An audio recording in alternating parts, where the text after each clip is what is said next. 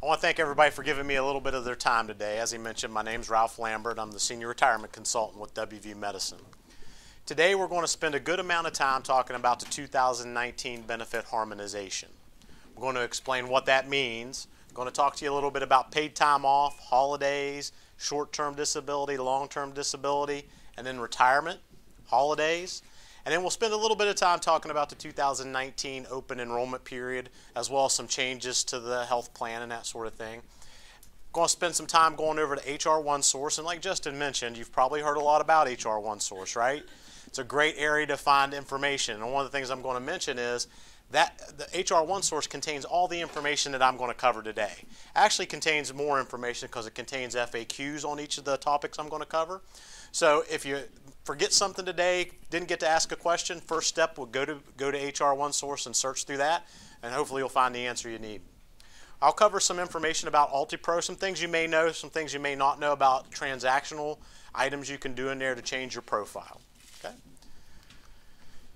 So when I say benefit harmonization or 2019 harmonization, what we're really talking about is the standardization of benefits throughout the system. As everyone's probably aware, we had 7 different hospitals in the system, and up until 2018, all of us had different benefits. That created a ton of complexities in how it was administered. It created inequities between employees. We had a lot of places where there could be 2 employees working right next to each other that had different benefits. You walk into a clinic at United Hospital Center in Clarksburg, and you have someone from UHC that has 1 retirement plan, 1 PTO plan, 1 health plan, and there's someone working right next to him from JW Ruby that has something totally different. Those are tough things to deal with when you're trying to operate as a system. So one of the things that we did was we started this harmonization process. As everyone's probably aware, last year we harmonized the health and welfare plans, right? So now everyone in the system has the same health, dental, vision plan, and we all pay the same premiums. The next step in that process are the retirement plans and the PTO and disability plans, and that's what I'm here to talk to you mainly about today. So what we did was we collaborated with all the leaders in the systems to review those plans and come up with market competitive benefits for all of us. By doing this, we're creating this common benefit platform that will help us be positioned for growth into the future. Our goals as we were going through these benefits was first of all to provide employees with ample time off for vacation or time to attend personal matters for themselves or their families, to provide a retirement contribution to help you be prepared for retirement, as well as the tools that you would need to help plan for that, to provide you with disability protection in the event of a personal illness or injury. Those were all goals we had when we started to create these plans. So the first thing we tackled was paid time off. Again, the purpose of this is to provide employees with time off for vacation, personal matters, and illness or injury for employees or family members. When we say paid time off, that may be a little bit different than what you're used to hearing. A lot of organizations have traditional vacation time and sick time. Paid time off is a combination. The way a paid time off bank works is it's your vacation, it's your sick time, it's your personal day, all built into one bank of time. Okay? This new paid time off program is going to start effective December 16th, 2018. That's going to be the start of the pay period for the first pay in January, which will happen on January 4th. In order to be eligible for this paid time off program, you have to be a 0.5 FTE or above, meaning that you're in a benefit eligible position. Benefit eligible position now in the system is 0.5 and above.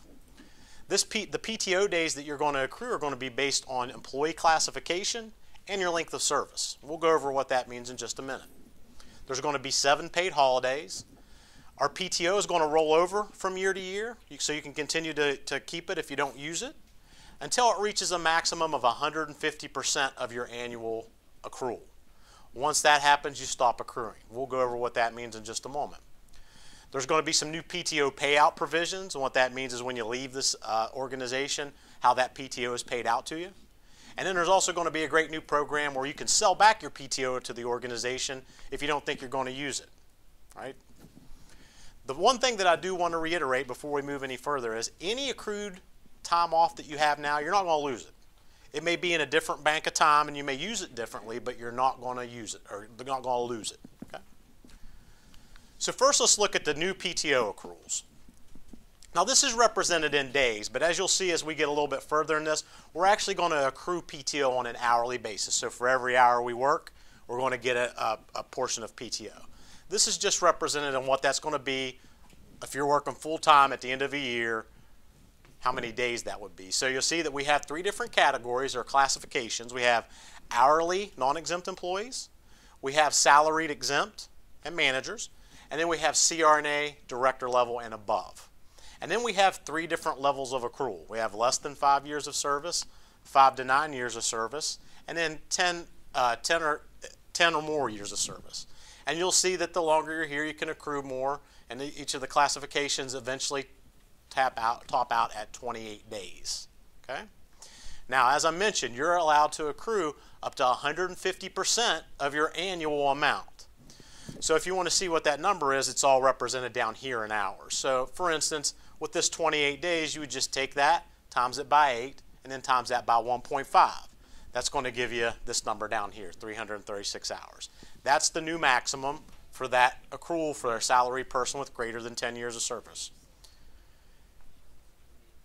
So once you reach that maximum, you stop accruing PTO. So one of the things that we need to make sure is that we're using some of our PTO before we get to that maximum.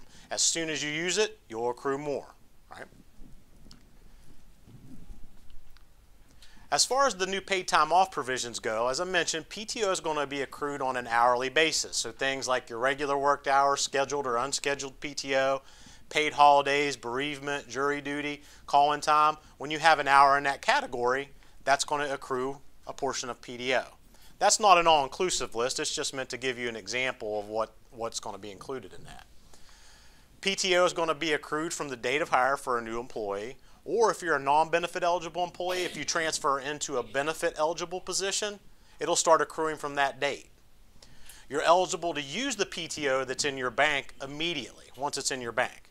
Now, that doesn't mean that you don't have to go through your normal PTO request process, but as long as it's in your bank, it's eligible to be used.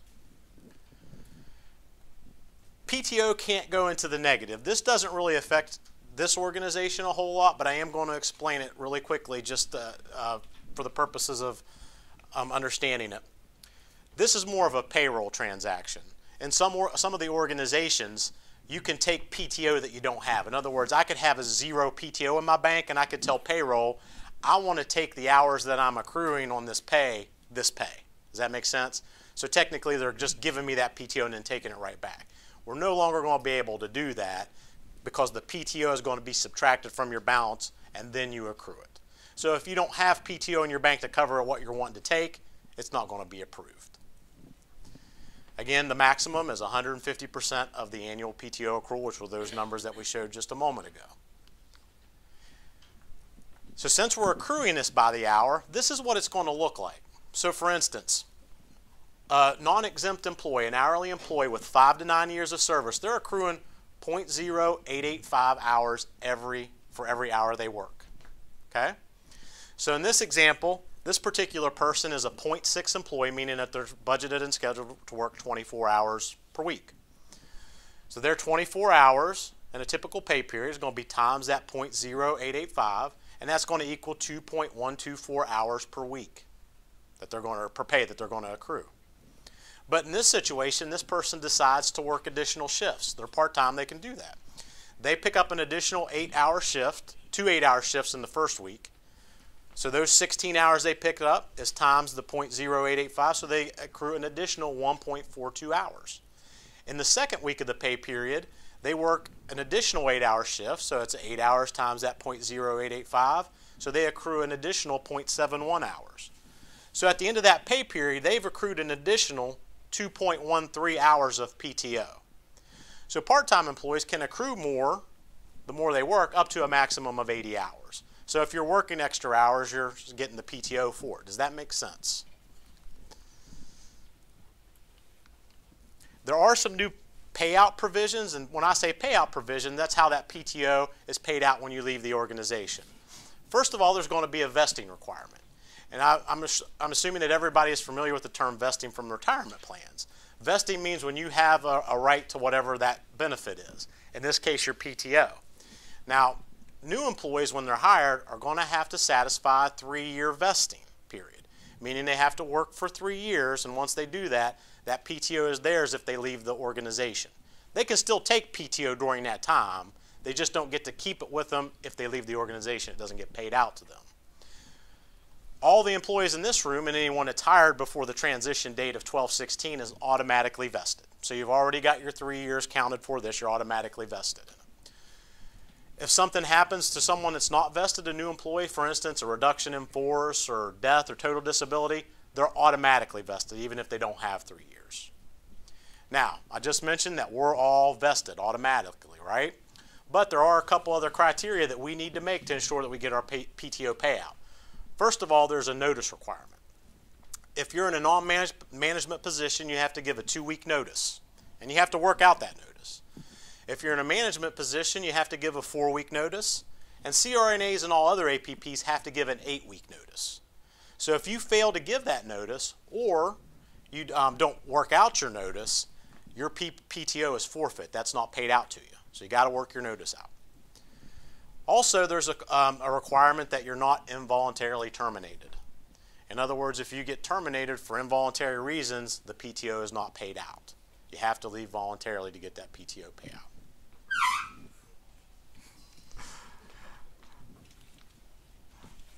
As I mentioned, we're going to have a Pto Cell Program as well. So one of the things that's going to happen is we've got that new level, right, that once you hit, you no longer accrue PTO, the 150% of your annual maximum. If you're somebody that likes to carry a lot of PTO and you're worried about that, this is going to be a great option for you. We're going to give you the opportunity to sell back that PTO during the year. What's going to happen is during the open enrollment period, starting this year, you can make an election in the system to sell back your PTO. There's going to be 2 opportunities you can choose from. You can have it paid out in July or paid out in December. So vacation time or Christmas time, right? During that time, you can elect to sell back up to 40 hours of PTO each opportunity. You have to have at least 80 hours in your bank or it won't get paid out. So the minimum threshold has got to be 80. And you're going to get paid out 100% of your PTO's value. Now, the one thing I do need to mention about this is it is an irrevocable election, meaning that once you make this election this year, say you said that you wanted to sell back 40 hours. And then next year you go, the beginning of the year, you take a lot of PTO and think, I would just rather keep that. You can't change your mind and take that election back. It's irrevocable, and that's not WVU medicine guidelines, that's federal guidelines. In order to offer a program like this, it has to be an irrevocable election. It has to be made prior to the start of the plan year. Right? Now, if you get into next year and you were selling 40 hours and for some reason you drop below 80 hours or you don't have that excess in there, the sell won't happen. You've got to maintain a minimum of 80 hours in your bank. So the example below, you'll see that in example 1, an employee with PTO balance of 96 hours, they can sell back 16 of that. And the other example down here, the employee balance with PTO balance with 260 hours, they could actually sell back 40 at each one of the opportunities. Okay? Now the next question is, how are we going to get from all these different PTO programs that we have in the system to the new PTO program? Because right now, a lot of organizations, as I mentioned, have vacation and sick time. The organization I come from has a benefit called exempt ill. So we're going to, how do we get to where we need to be with that? Well, again, I need to emphasize, first of all, we're not going to lose anything that we've already accrued. It's just going to go into different banks. Any PTO programs or vacation times are going to go into the new PTO bank. Any sick time or exempt ill time is going to go into the extended illness bank. So let's talk about that exempt illness bank really quickly. Any employee with sick hours or exempt illness bank or any other frozen or carryover sick bank that might be out there is going to go into this new extended illness bank. This is going to be a whole separate bank of time that you'll be able to see in UltiPro. It's going to be frozen, so that means that no new hours are going to go into that. Whatever transfers over at that date on 12/16, that's the maximum that will ever be out in there, and once it's used, it's gone. You can use your extended illness bank after you've been approved for short-term disability. You can't use it for acute illnesses. In other words, if you get sick for a day, you don't use your exempt illness. That's where you're going to use PTO. When you're using your extended illness bank time, you're not going to accrue any new PTO hours. And if you happen to leave the organization or you transfer into a non-benefit eligible position, any time that's in that extended illness bank is going to be forfeit. Now, some of you may have PTO that's already above what the new maximum is. My PTO bank is already. Could you repeat what you just said about the banks? Yes, I'll repeat I appreciate it. the extended illness bank, Yeah. just this part. The extended illness bank, any of the sick hours or exempt illness hours are going to go into this bank, and it's going to be frozen. No new hours are going to accrue in that. If you're approved for short-term disability, you can access that bank and start using your extended illness bank to cover you. You can't use it for acute illnesses like 1 day, 2 day, 3 day illnesses. It's only once you're approved for short-term disability, and I'll explain how it's going to be used when we get a little bit further into the short-term disability portion. And if you terminate from the organization or transfer to a benefit eligible plan or non-benefit eligible position, that bank is forfeit. Now, as I was saying, some people may already be above the maximum in their PTO accrual, what the new maximum is going to be. I am. So how are we going to transition that? Well, what we're going to do is we're going to pay out any amount that you're over your new maximum plus an additional 40 hours. And that additional 40 hours is to give you a little bit of a cushion so that you can continue to accrue PTO throughout the year while you're taking more PTO. In other words, we don't want to just pay you out down to the maximum, because in the first pay of the year, you wouldn't accrue anything. So you'll have a little bit of cushion of time to use some PTO. That's all going to happen on the January 4th paycheck. That'll be the first paycheck of the year. So let's look at an example of this. In this example, this employee currently has 386 hours in their PTO bank. Their new maximum is going to be 336 hours. On the January 4th pay date, they're going to get a payout of 90 hours. That's going to be the 50 hours difference between their current level and the new max, plus an additional 40 hours to give them that bit of a cushion. So in the end, they're going to have 296 hours of PTO in their bank starting January 4th. Okay? When it comes to holidays, we're going to have 7 paid holidays. That are going to be New Year's Day, Memorial Day, 4th of July, Labor Day, Thanksgiving, Christmas, and then we're going to get a floater holiday. That floater holiday is going to go into a separate bank, and you're going to be able to use that at any other time during the year that you want. So if you want to take Christmas Eve, Black Friday, first day of deer season, Easter, whatever you may want, anything you want, you can take it during that time. So that's going to be able to be used anytime you need it. The other holidays, the other 6 holidays, when you work those days, if you're full-time, you get 8 hours for that. If you don't work that day, you get 8 hours of pay. If you're an employee that works 10 to 12-hour shifts, you have to use PTO to supplement that additional time. If you happen to work on the holiday, you get your normal time and a half payment for that, and then you get the 8 hours that you would have been paid for that banked into your holiday bank. So this is going to be something that's a little different. We're going to have a whole separate bank of time that's just for holidays. For a lot of people, the only thing that may ever be in there is the floater holiday, because they may not work holidays. But if you do work a holiday, that 8 hours is going to go into that bank. And that can you can continue to bank those holidays in that bank until you reach a maximum of 32 hours. Once you have 32 hours in that bank, it's not going to accrue anything else. Okay? Part-time employees, they're prorated based on their FTE, so the easiest way to look at this is if you're a 0.5, just times that by 8 hours. So a 0.5 times 8 hours is 4 hours. 0.9 times 8 hours is 7.25 hours, because it's 90% of 8 hours. This bank of time that includes your floater, the floater you're going to get the first of the year every year. If you happen to leave the organization or transfer to a non-benefit eligible position, your holiday bank is not paid out. It's forfeit. So again, now you're going to have a separate bank of time that you'll be able to see in UltiPro. When you look at your PTO plans, you'll see your holiday bank in there as well. So again, this is a little bit different than what it was in the past here, I think, because in the past you used your PTO for holidays. You no longer use your PTO for holidays. This is paid by the holiday benefit. Okay? We'll take questions at the end. Short-term disability and leave administration. Short-term disability is going to be administered by Unum Disability. That's the company that currently handles our life insurance. Short-term disability is for full-time employees, those that work 36 hours or more, is going to be employer paid. It's a free benefit. It's going to cover 60% of your weekly salary up to a maximum weekly benefit of $3,000. It's going to have a 14 calendar day elimination period before it picks up, and the maximum duration is going to be 26 weeks. Part-time employees, those working less than 36 hours but at least down to 20, can pick up this benefit by purchasing it. It's going to be on an after-tax basis, and it's going to be paid at 60% of the weekly salary with a maximum weekly benefit of $1,500. It's going to have the same 14 calendar day elimination period and the same maximum duration of 26 weeks. Now, let me explain how your extended illness bank, if you're going to have one, is going to work with this. So any of your sick time goes into this, this extended illness bank. If you go out and you're approved for short-term disability, you've got a 14-day elimination period. The first 7 days are PTO, and then the next 7 days you start using your extended illness bank.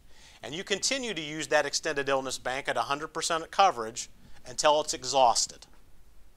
If it exhausts and there's still time left in your leave, that's when the short-term disability would pick up and start paying.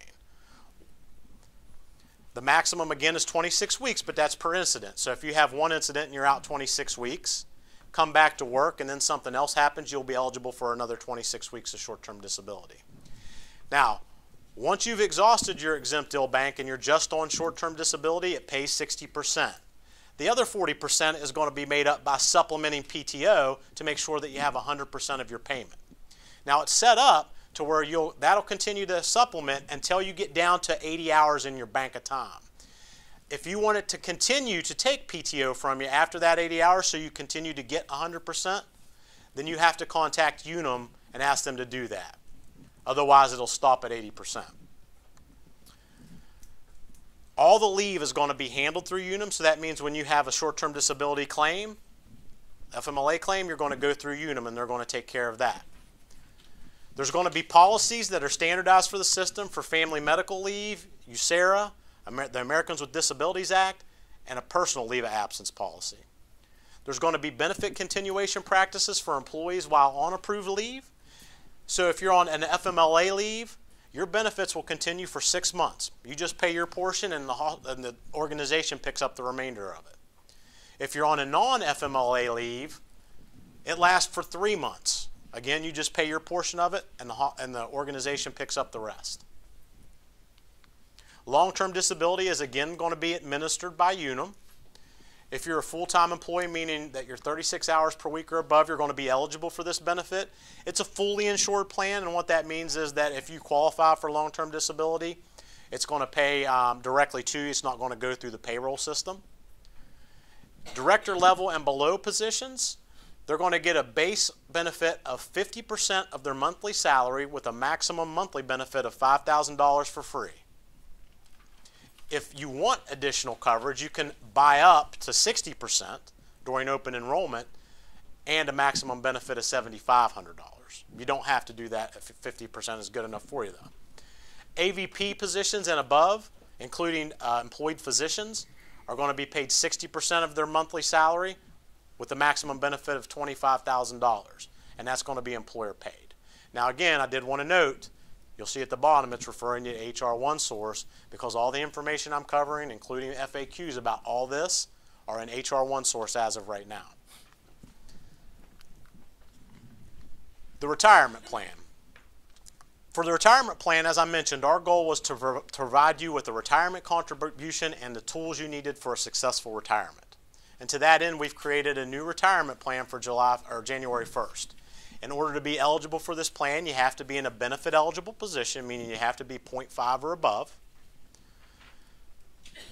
If you're in a non-benefit eligible position, we're going to measure your hours every year of the plan, and if you ever work 1,000 hours or more, you become eligible to participate in the plan the following year. So if you're in a non-benefit eligible position in 2019 and work 1,000 hours, 2020 you'll be notified that you're going to be enrolled in the plan, you'll be able to contribute to it, and you'll be able to receive the employer match that's provided.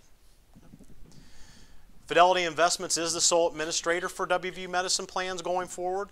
We went through a lengthy process throughout the year to review retirement providers, and we did settle on Fidelity.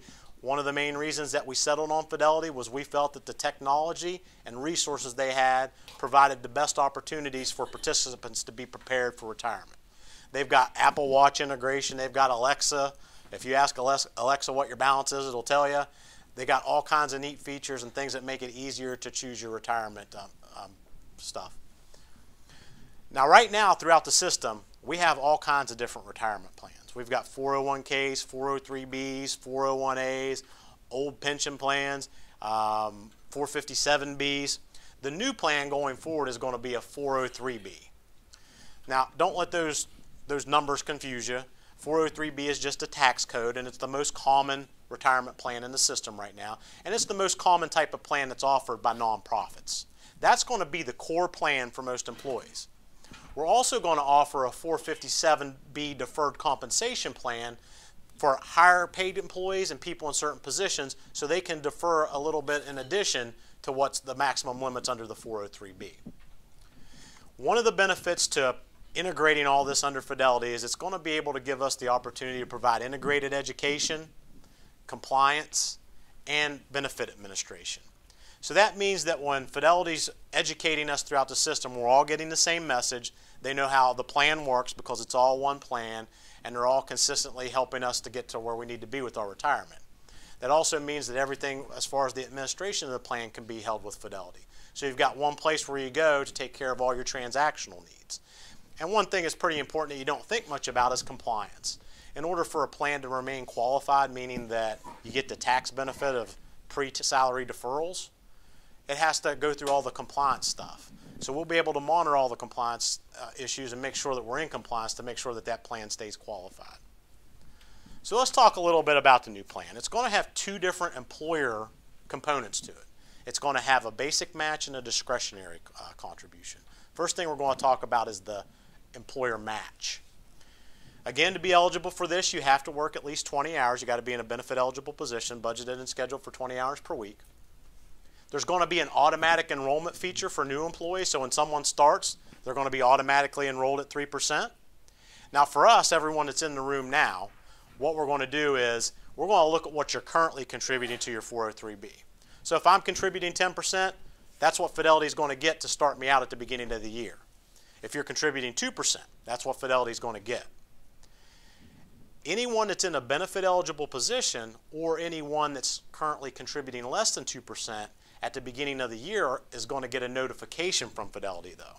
That notification is going to tell them you're going to be auto-enrolled at 3%. So you're either going to be, if you're not contributing, you're going to be started out 3%, or if you're contributing less, you're going to be moved up to 3%. And you're going to have 35 days to opt out of that. So it doesn't have to start, but if you're contributing less and you want it to increase, it's going to happen automatically.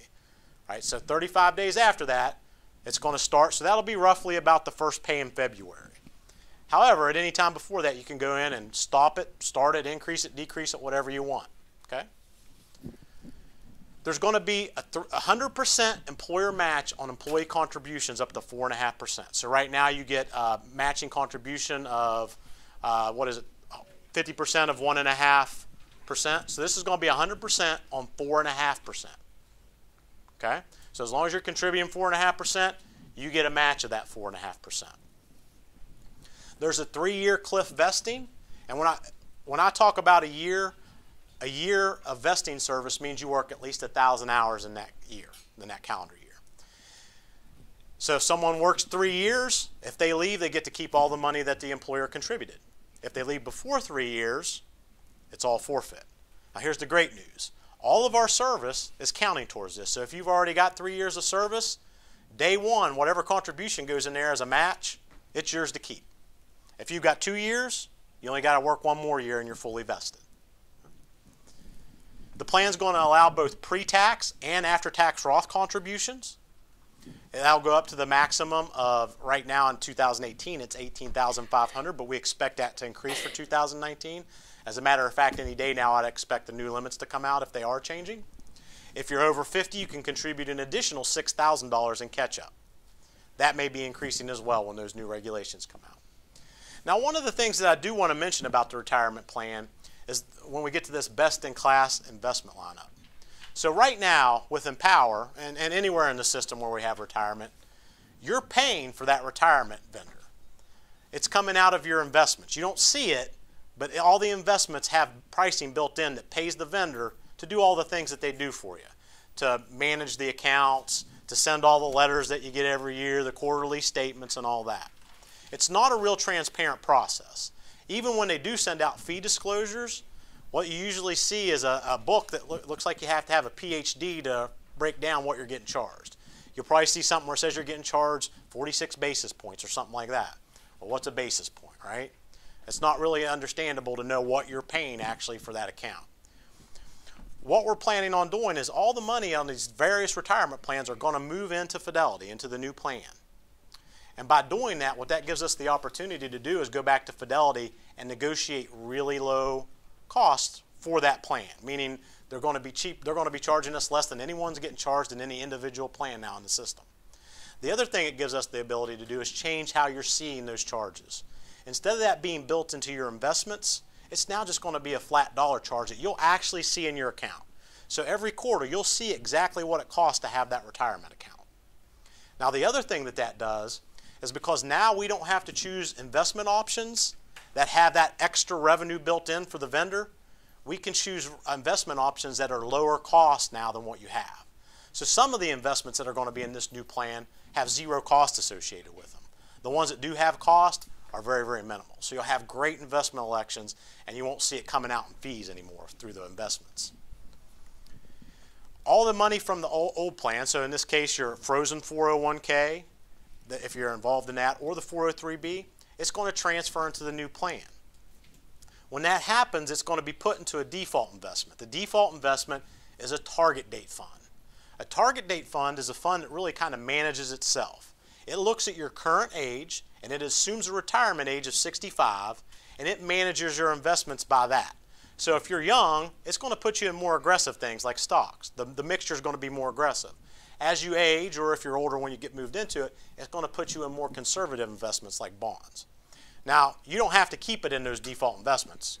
You can move it out as soon as the blackout period is lifted. So when all this money's coming over, there's going to be a small blackout period where you can't change your investments. But as soon as that's done, you can make any changes that you want. Okay? One thing I do want to note is you're going to be receiving a lot of information from Fidelity in the coming weeks and months. Just next week, you're going to receive a letter from us about Fidelity saying that we're switching to Fidelity, stuff that you're learning today. It's just a letter saying that we're going to Fidelity and they're offering us great services. But then in a few weeks, you're going to receive a transition guide. And that transition guide is going to be very detailed. It's going to have all the information about how all this is going to happen. It's going to answer questions like, what happens if I have a loan with my current retirement vendor? What's happening to my current assets? It's going to go over the blackout periods for everyone and just explain the whole process in great detail. So I'd say just have a little bit of patience until you get that and you'll have a lot of questions answered. Okay? Then after that, we've got Fidelity scheduled to come on site here in the last week of December, last week of November, first week of December to do educational sessions. Talk a little bit more about the transition as well as answer any questions you have about their system, how you go in and make changes and that sort of thing. And then next year they'll be coming back on a regular basis, monthly basis, to meet with people individually to help them plan their retirement, make different changes to their investments and such. And we also are planning for them to come back for educational sessions, for group educational sessions throughout the year. Now the other component to the 403b is the discretionary contribution. With the discretionary contribution, this is going to be directly tied to system revenue goals. It's got a 3-year cliff vesting attached to it. It's the same cliff vesting that's attached to the match. And contributions are going to be made to all eligible employees' accounts in the year following the plan year. And what that means is the 2019 plan year contributions will be paid out in 2020. Okay? One of the other things that's really important about what I just said is that goes to all eligible participants. So if you decide that you don't want to contribute to the 403b, you don't care about the match, that's fine. But when it comes to this contribution, as long as you're benefit eligible, this amount's going to go into your paycheck if we get the discretionary. Or into your retirement account, I should say. So if we have less than 3% operating margin, we get nothing. If it's 3 to 4%, we get $500. If it's 4 to 5%, we get $750. And if it's greater than 5%, we get $1,000. Part-time employees, less than 36 hours, they get 50% of that amount.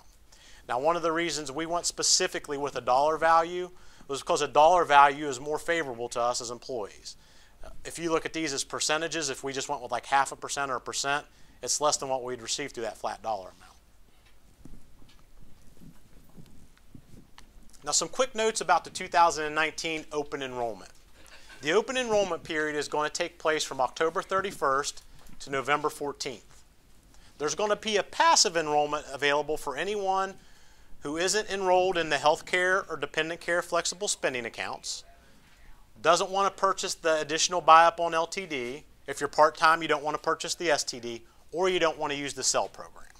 So there will be a passive option for you. So what that means is, if all I've got is the health, dental, and vision, and I don't want to make any changes to it, I'll be able to click one button that says keep everything the same.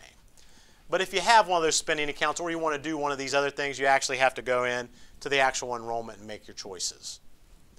In 2019, the health savings account is going to have a bit of an increase in the limit that you can save.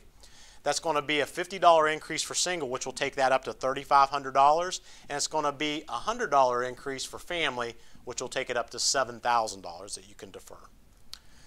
If you have the healthcare flexible spending account, that limit is going up by $50 from $2,600 up to $2,650. Now, as far as medical plan changes, right now it looks like the trend is going to be that we're going to have an increase of about 8.4% in our medical and prescription drug expense in 2019. That equates to about $11.2 million. And to that end, we are making a couple tweaks to the medical plan. First of all, there's going to be an increase in employee per pay contributions. The 90% blue PPO medical plan is going to have a deductible increase of $100 for individual, $200 for family. And the annual out-of-pocket increase is going to go up by $500 for individual, $1,000 for family. The 80% gold PPO, the annual out-of-pocket increase is going to go up by $500 for individual there and $1,000 for family. All three of the medical plans are going to see an increase in the total annual out-of-pocket maximum for 2019. Now, this chart just shows you where those effects happen. So you'll see that the deductible for the 90% blue plan goes up to $900 and $1,800, but you're still eligible for the wellness deductible incentive, which reduces it to $400 and $800. Again, all this information is available on HR OneSource. And I should have mentioned earlier, there's also an open enrollment bifold that was mailed out last week that you should be receiving any day.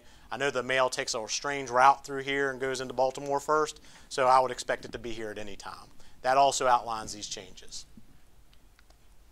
As far as prescription drug goes, we're just having a couple little changes. First of all, when it comes to the zero copay Healthy RX generic program, that stays the same. That's a robust medication list that is a lot of maintenance medications, things like high cholesterol medication, cardiovascular disease, asthma, anti-seizure medication, high blood pressure medication.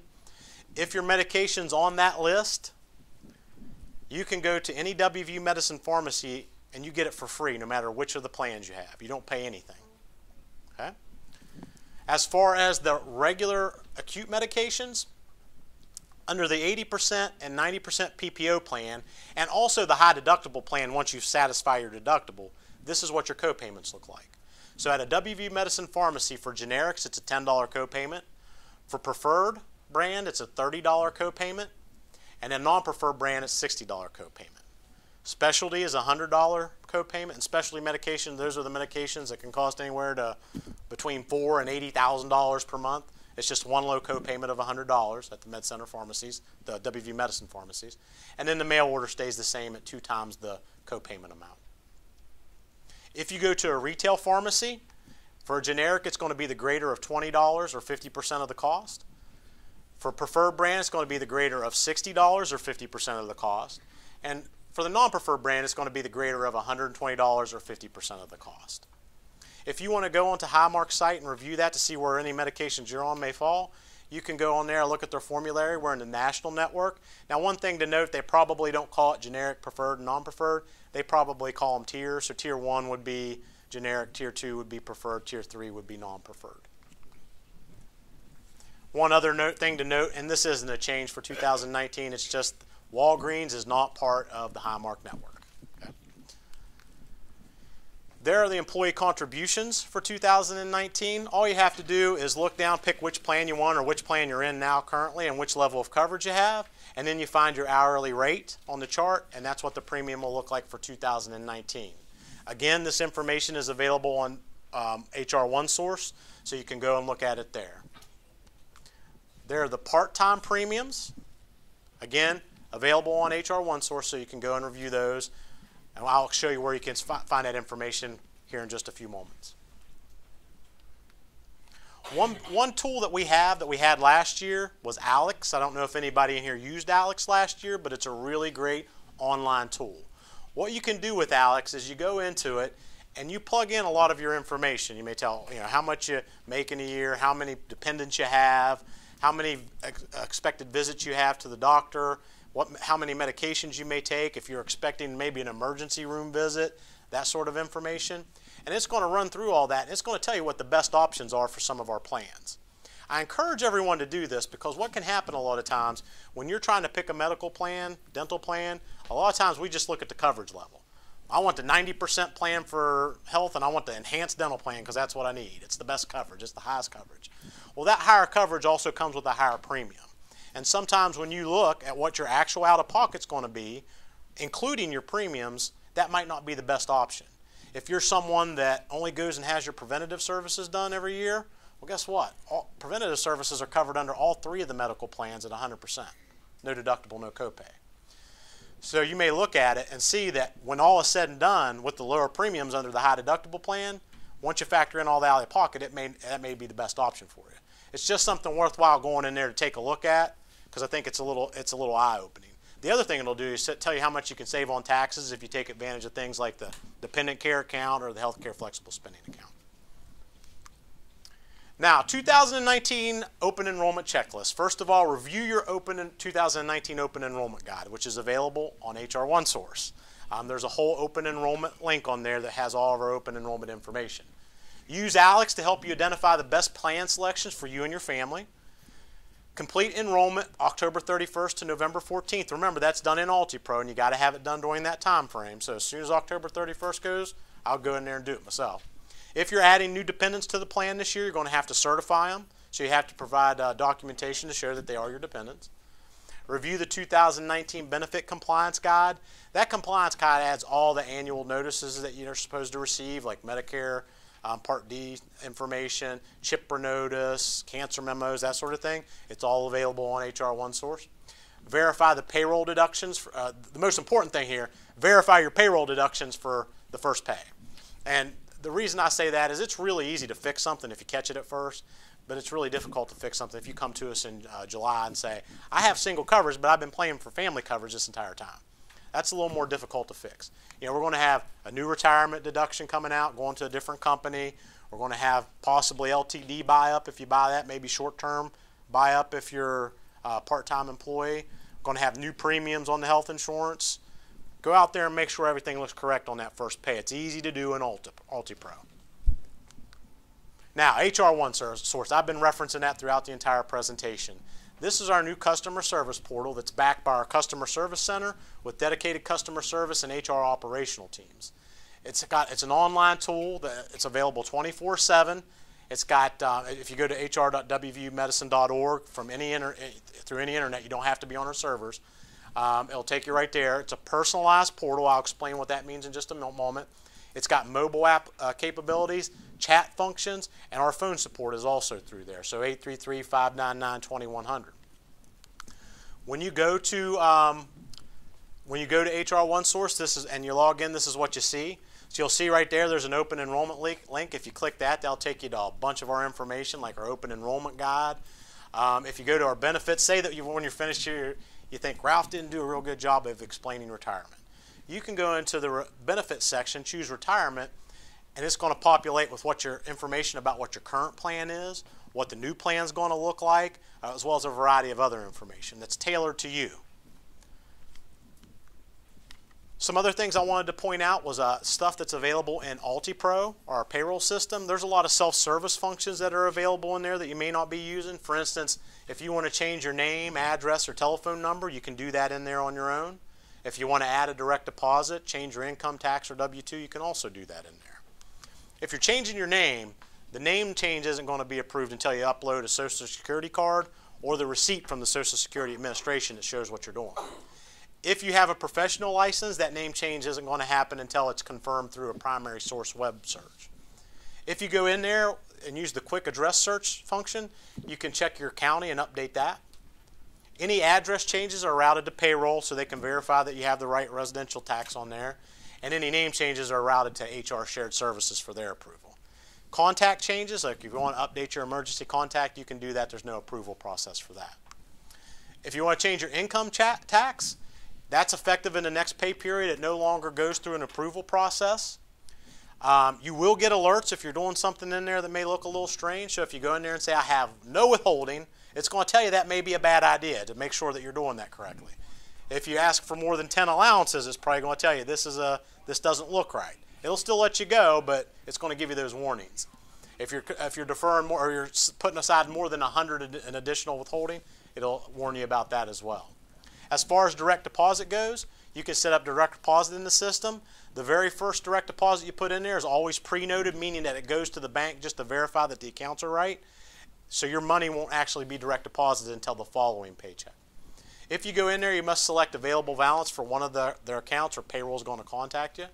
And if you want to divide up your accounts among different accounts, so if you have 2 different checking accounts you want to go to, or maybe a savings account, you have to either use a flat dollar or a percentage. You can't do a combination of both.